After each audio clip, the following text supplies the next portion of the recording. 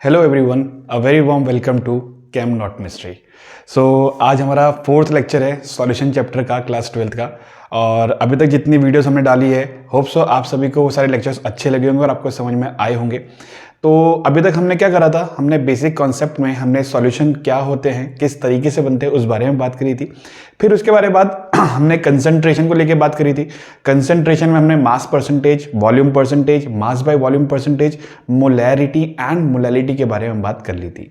तो चलिए आज हम बात करते हैं अपनी next concentration term, that is your mole fraction. ठीक है, तो बच्चे अगर हम बात करते हैं मोल फ्रैक्शन की, तो मोल फ्रैक्शन एक one of the most important topic है इस चैप्टर का, क्योंकि जब हम आगे जाके राउल्ट्स लॉ पढ़ेंगे ना, तो राउल्ट्स लॉ यहां से कनेक्ट हो जाएगा हमारे पास, क्योंकि राउल्ट्स लॉ के अंदर हेनरीज लॉ भी इवन कनेक्ट होगा मोल फ्रैक्शन से। बट राउल्ट्स लॉ के अंदर हम लोग क्या करते हैं, सॉल्यूट की कंडीशन बदल देंगे, विद रिस्पेक्ट टू सॉल्वेंट काम करेंगे, तो मोल फ्रैक्शन वहां पे बहुत इंपॉर्टेंट रोल प्ले करेगा। तो मोल फ्रैक्शन होता क्या है, पहली बात तो ये, मोल फ्रैक्शन जो आपके पास जो सिंबल होता है, that symbol is your CHI, that is your काय। किस सिंबल से दिखाया जाता है, काय सिंबल से आपका मोल फ्रैक्शन जो है वो रिप्रेजेंट किया जाता है। बट कोई बात नहीं, हमें बेसिकली क्या है, नाम पता होना चाहिए कि हाँ किस नाम से ये सिंबलाइज किया जाता है या किस नाम से इसको दिखाया जाता है। रेस्ट चलते हैं हमारे मेन पॉइंट पे। तो मोल फ्रैक्शन बात क्या करता है, क्योंकि हम लोग कंसंट्रेशन के टर्म्स के बारे में बात कर रहे थे बच्चा लोग, तो कंसंट्रेशन में होता यह था कि हम ये चेक करते थे कि कोई भी सॉल्यूट कितनी स्ट्रेंथ रखता है किसी सॉल्यूशन के अंदर, या कोई भी सॉल्वेंट किसी सॉल्यूशन के अंदर कितनी स्ट्रेंथ रखता है, हम इस बारे में बात कर रहे थे। अब हुआ ये कि हमने मास की क्वांटिटी में बात कर ली, हमने वॉल्यूम के रिस्पेक्ट में बात कर ली, अब नंबर ऑफ मोल्स के रिस्पेक्ट में बात करना रह गया था, क्योंकि क्लास 11th में हमने स्टार्टिंग में ही पढ़ा था कि हमारे पास जहां पे अमाउंट ऑफ सब्सटेंस की बात आती है, तो नंबर ऑफ मोल्स को भी काउंट किया जाता है। तो जब नंबर ऑफ मोल्स के रिस्पेक्ट में हम बात करते हैं, तो अगर अगेन मैं मान लेता हूं A, जो मेरा कंपोनेंट है, जो मेरा A नाम का कंपोनेंट है, वो अगर मेरा सॉल्वेंट है, ठीक है, और अगर B कंपोनेंट जो मेरा सॉल्यूट है, तो सॉल्यूट और सॉल्वेंट के रिस्पेक्ट में अगर मैं बात करूं, तो सॉल्यूट और सॉल्वेंट के रिस्पेक्ट में बच्चे बात ये हो जाएगी that mole fraction of solvent, that is mole fraction of solvent will be equals to. अब आप खुद बताइए, जिसकी मैं क्वांटिटी, जिसकी मैं ताकत निकालने जा रहा हूं, उसकी ताकत तो न्यूमरेटर में आएगी ना, ऊपर की तरफ, और जिसमें से निकालने जा रहा हूं, दैट इज योर सॉल्यूशन, वो आपका नीचे की तरफ आएगा।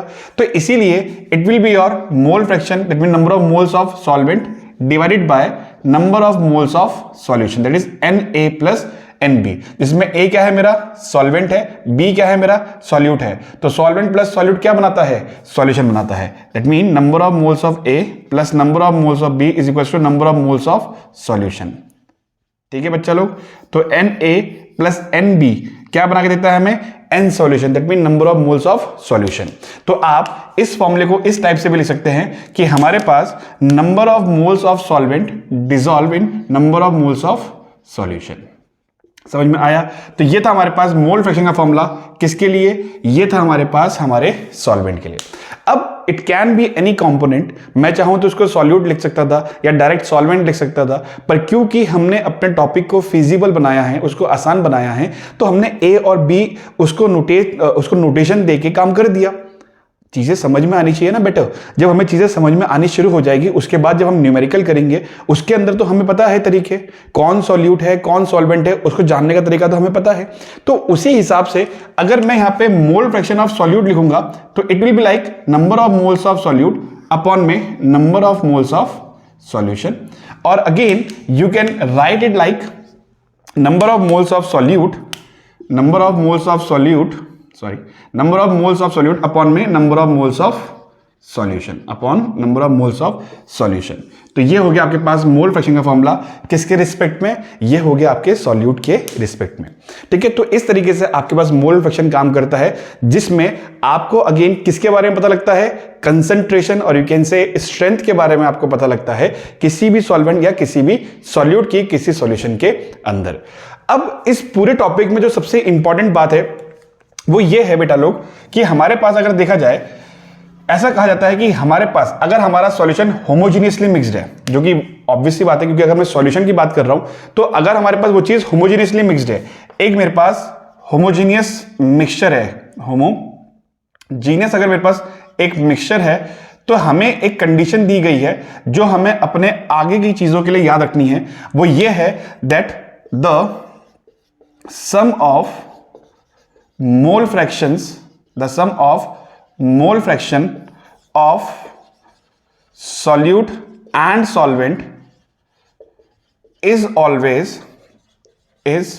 always unity, is always unity। तो हमें क्या पता लगा कि हमारे पास जो सम होता है किसका, मोल फ्रैक्शन का, किसका, मोल फ्रैक्शन का, किस किस के, सॉल्यूट के एंड सॉल्वेंट के। तो पहले इतना लिख लेते हैं, sum of mole fraction of solvent plus sum of mole fraction of solute will be equals to unity. That mean कितने होते हैं, 1 होते हैं। ये कंडीशन बच्चा लोगों आप लोगों को याद रखनी पड़ेगी, क्योंकि यहां से आपके पास चीजें बहुत आसान हो जाएंगी। क्यों आसान हो जाएंगी, क्योंकि आप लोग खुद सोचिए, जब आपके पास न्यूमेरिकल आएगा इसके अंदर, या जब इसका यूज करने के लिए आएगा, तो नंबर ऑफ मोल्स हमें कभी भी डायरेक्ट नहीं दिए जाते। हमें क्या देते हैं, हमें दिया जाता है गिवन मास। अब जब हमारे पास गिवन मास होगा, तो उस गिवन मास में से हम लोग क्या करेंगे, हम लोग पहले नंबर ऑफ मोल्स निकालेंगे, फिर नंबर ऑफ मोल्स से नंबर ऑफ सॉल्यूशन निकालेंगे, फिर उनको डिवाइड करके सॉल्वेंट की वैल्यू निकालेंगे, फिर दोबारा मेहनत करके सॉल्यूट की वैल्यू। अब जब हमें कंडीशन पता लगी गई है कि हमारे होमोजेनियस मिक्सचर के लिए sum of mole fraction of A and sum of mole fraction of B is always equal to 1, that mean unity, तो सिंपल सी बात है भैया, हम अगर x that mean your mole fraction of A की वैल्यू निकाल देंगे, तो हमारे पास automatically, let if we are having a value of mole fraction of A, then mole fraction of B can be calculated as 1 minus mole fraction of A। then mean कि मेरे पास अगर, इसका मतलब यह है बच्चा लोग कि अगर मेरे पास किसी एक भी मोल फ्रैक्शन की वैल्यू आ जाती है, चाहे वो सॉल्यूट हो चाहे वो सॉल्वेंट हो, और अगर वो होमोजेनियसली मिक्स्ड है, तो उसमें से मैं आसानी से उस 1 में से माइनस करके सामने वाले, it can be solute it can be solvent, उसकी वैल्यू बहुत आसानी से निकाल सकता हूं। तो ये था एक बेसिक सा सिंपल सा टॉपिक जिसको हम बोलते हैं मोल फ्रैक्शन, सिंबलाइज्ड बाय काय। और हमारे पास क्या कहता है, मोल फ्रैक्शन कहता है कि आप नंबर ऑफ मोल्स के रिस्पेक्ट में किसी सॉल्यूट या किसी सॉल्वेंट की स्ट्रेंथ या कंसंट्रेशन किसी सॉल्यूशन के अंदर आप आसानी से निकाल सकते हो। And that's why mole fraction of solvent is equals to number of moles of A upon में number of moles of solution. And with respect to mole fraction of solute, it will be like mole fraction number of moles of solute upon में number of moles of solution. तो hope so आपको ये topic समझ में आ गया होगा। इसके ऊपर एक न्यूमेरिकल करके देखते हैं, फिर आपको थोड़ा और अच्छे से नॉलेज मिलेगी कि मोल फ्रैक्शन को यूज करना कैसे है। तो देखिए बच्चे लोग, आपके लिए मैं एक न्यूमेरिकल जो है बोर्ड पे लिख चुका हूं। न्यूमेरिकल कहता है कि हमारे पास 0.100 मोल है NaCl के, that mean number of moles of NaCl हमें गिवन है क्वेश्चन के अंदर, is dissolved into 100 gram of pure water. Pure water के अंदर कितना मिला हुआ है, 100 ग्राम है, ठीक है ना, 100 gram of pure water, that mean पानी की मात्रा कितनी दी गई है, 100 ग्राम दी गई है, that mean quantity of water is 100 gram. What is the mole fraction of NaCl, क्या निकालना है हमें according to question, that mean according to question हमें यहां पे क्या निकालना है, मोल फ्रैक्शन ऑफ NaCl हमसे पूछा गया है।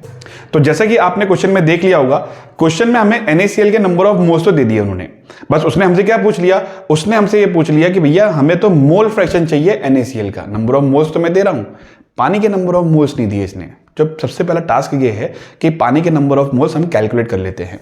तो देखिए बच्चा लोग, होता यह है कि गिवन मास, ठीक है ना, गिवन मास हमारे वाटर के लिए, दैट इज हमारे H2O के लिए कितना है, यहां पे 100 ग्राम है, ठीक है, कोई दिक्कत नहीं है।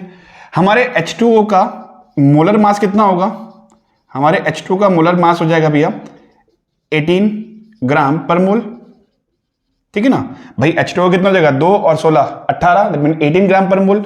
तो number of moles of H2O निकालेंगे हम लोग, number of moles of H2O will be given mass upon में मोलर मास। तो गिवन मास हो गया हमारे पास 100, मोलर मास हो गया 18। अगर आपको याद हो क्लास 11th में, तो एक बहुत फेमस कंडीशन थी 1 किलो पानी की, that mean 1 kg of water का नंबर ऑफ मोल्स याद रखने के लिए हमें टीचर्स कहते थे, जो कि कितना था 55.5, ठीक है ना, 1 kg ऑफ वाटर। क्योंकि मोस्ट ऑफ द क्वेश्चन में क्या होता है, जब आप आगे भी पढ़ोगे, आगे जब क्वेश्चंस करोगे, तो वहां पे पानी की क्वांटिटी दी नहीं जाती, ठीक है ना, उसमें हम मोलैरिटी को लेट करके और मोलैरिटी को लेट करके क्वेश्चन बनाते हैं। तो उसी तरीके से अगर यहाँ पे 1000 होता, ठीक है, अगर यहाँ पे 1000 होता तो मैं 55.5 लिखता। अब क्योंकि यहाँ पे 100 है तो मुझे डायरेक्ट याद है ये कितना हो जाएगा, 5.55 हो जाएगा। कितना हो जाएगा बच्चे, 5.55 मोल्स, ठीक है, कितना हो जाएगा 5.55 मोल्स, ये आपकी वैल्यू आ गई, ठीक है ना। तो number of moles of water हमारे पास निकल गए 5.55 और हमारे पास number of moles of NaCl given है। तो number of moles of NaCl given है हमारे पास, यहां लिख देता हूं, number of moles of NaCl given है, कितने हैं 0.100 मोल्स, ठीक है ना। तो NaCl के नंबर ऑफ मोल्स गिवन है, H2O के नंबर ऑफ मोल्स गिवन है। तो number of moles of solution निकाल लें। तो number of moles of solution will be like number of moles of water plus number of moles of NaCl। तो water कितना है 5.55 plus 0.100 it will be like 5 0 5 6 and 5, that is your 5.650 is your number of moles of solution। क्या है हमारे number of moles of solution हमारे निकल गए। अब ये क्यों निकाला, क्योंकि आपको बहुत अच्छे से याद है हमारे पास अगर मुझे NaCl के नंबर ऑफ मोल्स निकालने हैं तो मुझे नीचे क्या लेके आना पड़ेगा, number of moles of solution लेके आना पड़ेगा। तो अगर मैं लिखूं मोल fraction of NaCl it will be like number of moles of NaCl divided by number of moles of solution. तो NaCl के नंबर ऑफ मोल्स कितने हैं 0.100 डिवाइडेड बाय यहां पे कितना है हमारे पास 5.65 है, ठीक है ना। हमारे पास कितना है 5.65। आप चाहो तो यहां पे 0 भी ले सकते हो, कोई दिक्कत नहीं है। तो डेसिमल के बाद 3 डिजिट, डेसिमल के बाद 3 डिजिट, डेसिमल से डेसिमल उड़ गए। अब 100 को डिवाइड करना है 5650 से, कैलकुलेट करके दिखा देता हूं आपको एक बार कैलकुलेटर से मैं। 100 divided by 5650 it will be around 0.016, it will be around 0.016 which can be round of. इसको अगर मैं राउंड ऑफ कर दूं तो यहां पे कितना हो जाएगा बच्चे आंसर 0.018। कितना आंसर हो जाएगा अप्रोक्सीमेटली आपका 0.018 will be the mole fraction of NaCl, will be the mole fraction of NaCl। तो अगर मैं दोबारा से इस क्वेश्चन को समझाऊं आपको, बेसिकली हम क्या कर रहे हैं इस क्वेश्चन के थ्रू हम ये देखना चाहते हैं कि मोल फ्रैक्शन को यूज करते कैसे हैं। तो क्वेश्चन हमें कह रहा था बच्चे कि मेरे पास number of moles of NaCl है 0.100 और NaCl जो कि डिसॉल्व है 100 ग्राम ऑफ वाटर के अंदर। तो 100 ग्राम पानी का क्या हो गया, गिवन मास हो गया। पानी का क्या हो गया, गिवन मास हो गया। पानी का नंबर ऑफ मोल्स मुझे नहीं दिए थे, क्योंकि अगर पानी के नंबर ऑफ मोल्स नहीं होंगे तो मैं number of moles of solution नहीं निकाल पाऊंगा। तो इसीलिए मैंने क्या करा, पानी का नंबर ऑफ मोल्स निकाला और सबसे पहले क्या करा, given mass upon molar mass. तो 100/18 करा जो कि आ गया 5.55। अब इसके बाद जब हम आगे बढ़े तो हमारे पास NaCl तो गिवन था, तो मैंने क्या करा, पानी और NaCl को जोड़ा तो नंबर ऑफ मोल्स ऑफ क्या निकल गया, मेरे सॉल्यूशन निकल गया। क्या निकल गया, number of moles of solution निकल गया। अब जब मैंने मोल फ्रैक्शन का फॉर्मूला लगाया NaCl के लिए, it will be like number of moles of NaCl upon में number of moles of solution. तो जब मैंने इसको डिवाइड किया तो मेरा आंसर आया 0.0176 which can be approximate equal to 0.018। तो इस तरीके से आप मोल फ्रैक्शन का इस्तेमाल करते हैं। तो आज के लिए मोल फ्रैक्शन का कॉन्सेप्ट बहुत है, क्योंकि इसको आपको प्रैक्टिस करना पड़ेगा, क्योंकि जितने ज्यादा क्वेश्चन आप मोल फ्रैक्शन के प्रैक्टिस करेंगे आपका हाथ इस टॉपिक के ऊपर उतना स्ट्रांग हो जाएगा और फिर आप जब आगे जाके राउल्ट्स लॉ, हेनरीज लॉ के क्वेश्चंस करेंगे, आपको यहां पे ज्यादा समय या ज्यादा टाइम इस क्वेश्चन के अंदर या इनके कॉन्सेप्ट को समझने में नहीं लगेगा। तो अगर आपको आज की वीडियो अच्छी लगी हो तो अपने दोस्तों के साथ जरूर शेयर करें और वीडियो को लाइक जरूर करें। Till then take care, bye bye.